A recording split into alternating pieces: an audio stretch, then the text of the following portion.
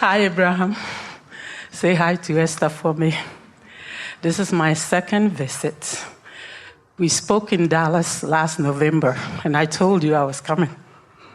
So I'm here. This is my new family right there, front row. I've been practicing to come early.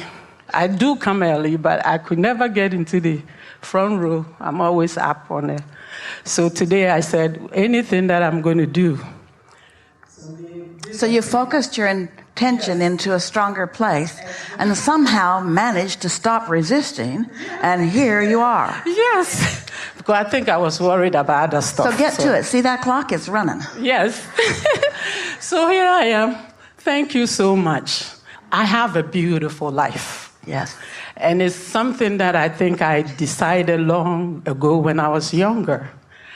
And at this point, everything is falling into place, good or bad or indifference. Fallen into place according to law of attraction. Exactly. And the habits of thought that I am consistently offering. Exactly. Well said. Thank you. So today I practice worthiness, because that's what we talked about in November, getting my vibration a consistent place where I will hold it when I am talking to somebody else. And why do you want to do that? Because it makes me feel good. Yes. That's the reason. There are all kinds of other benefits, but that's the one. That's the one. Because that one comes immediately, that's evidence of alignment, and all kinds of other good things will follow. Yes. And I told them, this moment was the best day ever in my life, because the fun was enormous. Yeah. So I've been manifesting so many great things. Yeah.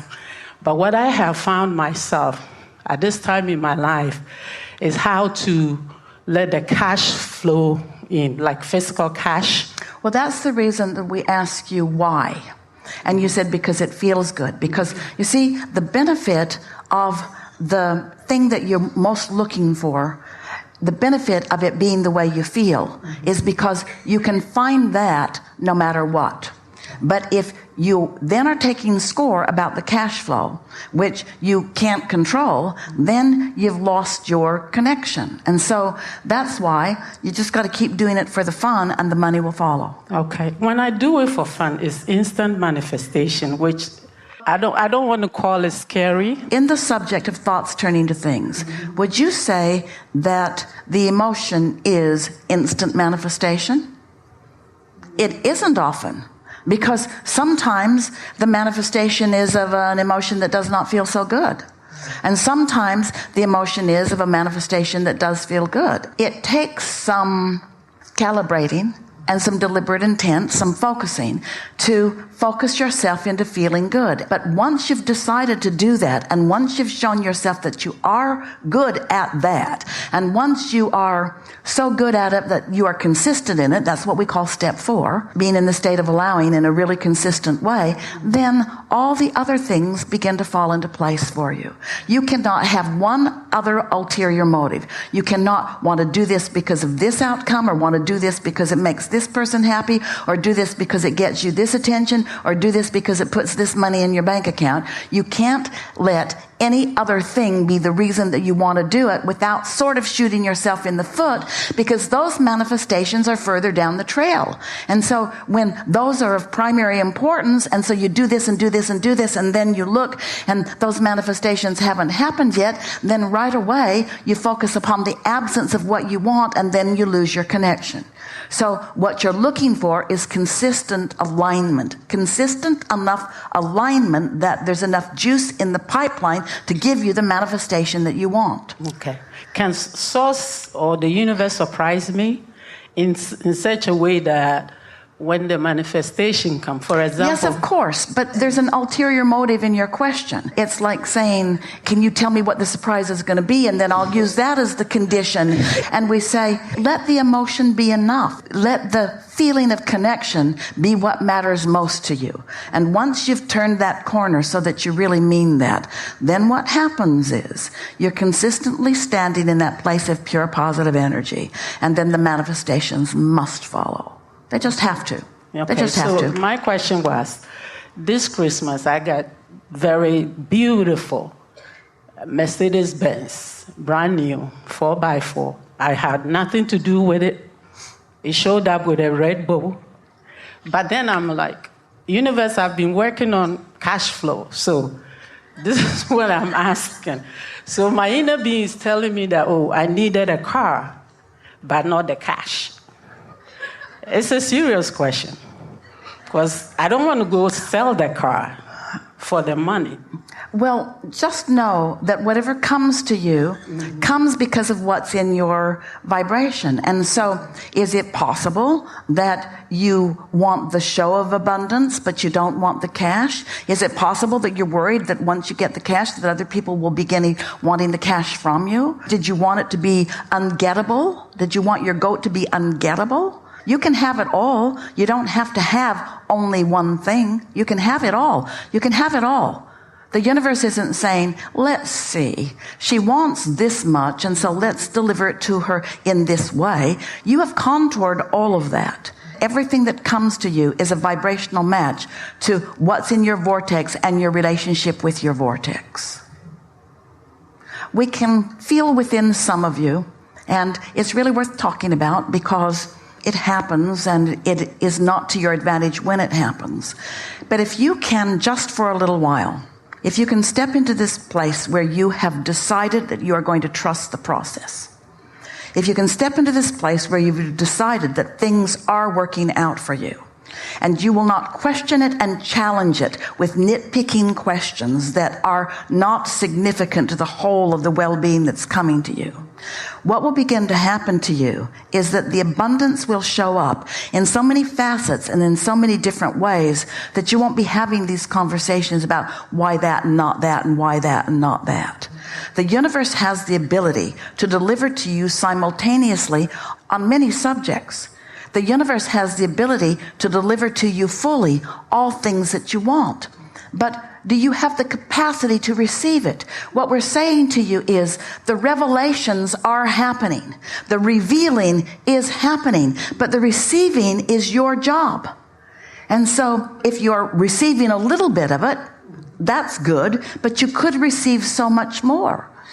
Isn't it logical that as you receive something, regardless of what it is, and you feel thankful for having received it, meaning you line up and feel the way your inner being feels about it, isn't it then logical that you would be in the perfect receiving mode for the next and the next and the next and the next and the next and the next? Yes. Some way that you can allow rather than disallow, that you can believe rather than doubt, that you can not feel guilty.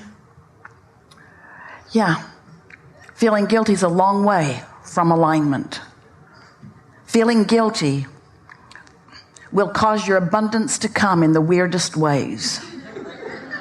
But feeling blessed, and you must be feeling sort of kind of blessed or it wouldn't be coming like it is. But you know what it is? We're right back to something that we keep talking about, and that is your relationship with other people is the reason that you feel guilty. And let's give some of the credit to them about that, because they're observing you and they're having knee-jerk responses to how you're living and what you're getting. And they're often in their shortage consciousness taking score. Why are you getting that? Why am I not getting that? But if that's what they're feeling and you haven't tuned up before you went over there, then they own the room. Then they're attracting from you rather than you attracting from them.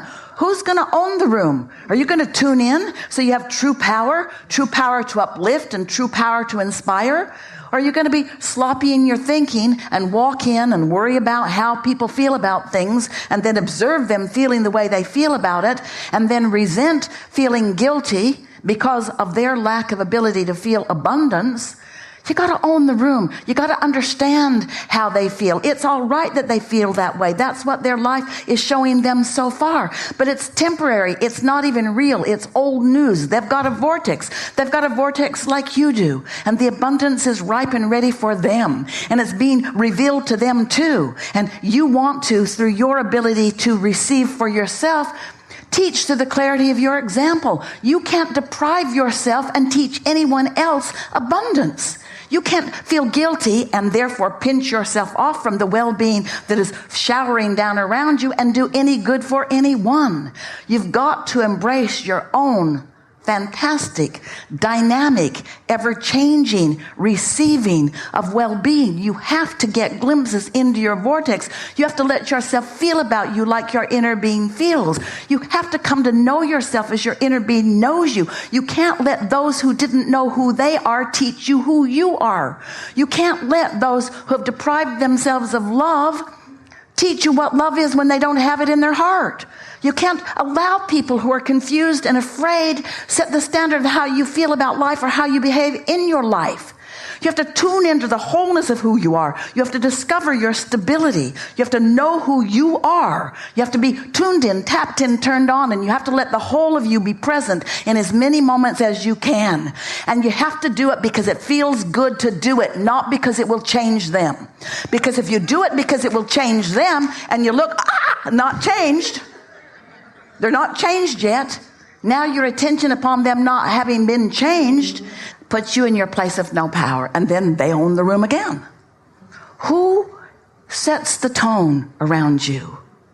You do. Who sets the tone for you even before you allow yourself to receive it? Your inner being does.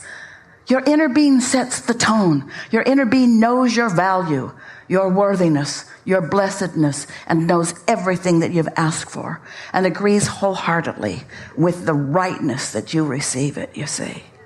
We have not interacted with one with a sometimes purer heart than you have.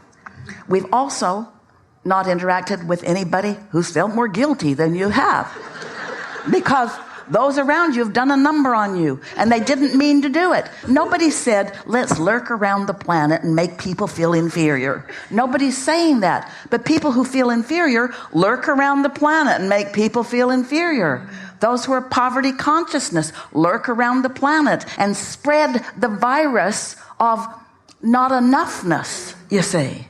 You just got to decide who you are. And it's not hard to do, because your inner being is reminding you on a steady,